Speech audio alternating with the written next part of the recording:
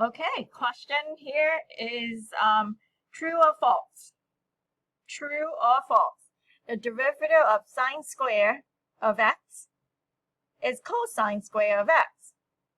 Well, one might think, well, the derivative of sine is cosine, so derivative of sine square is cosine square. Is that true? And the answer, in short, is no. Okay, but we want to explain why not. Okay, so let's explain why not. Because the product rule doesn't work that way, and or the chain rule. If you know the chain rule, it doesn't work that way. Okay, so product rule, if we were to apply the product rule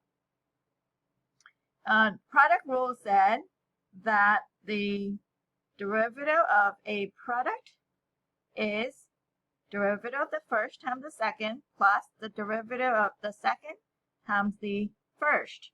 Okay, now the chain rule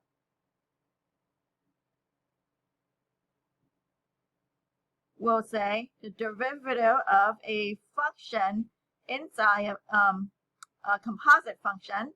Okay, if we were to take the derivative of that, would be the derivative of f evaluated at g of x multiplied by the derivative of the inside function. Okay, so the derivative of the outside multiplied by the derivative of the inside.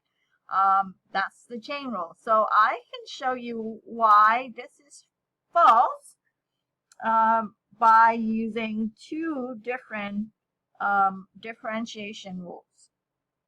Okay, so one, sine of x really is sine square of x really is sine of x multiplied by sine of x, right? That's sine square. Now, when we go and take the derivative of that, we have to apply the product rule. And the product rule will say derivative of the first, which would be cosine of x, multiplied by the second, which would be sine of x, plus the derivative of the second, which is cosine of x, multiplied by the first, which is sine of x. So what you really have here is two of those. Two of sine x, cosine of x. Okay, now that is using the product rule.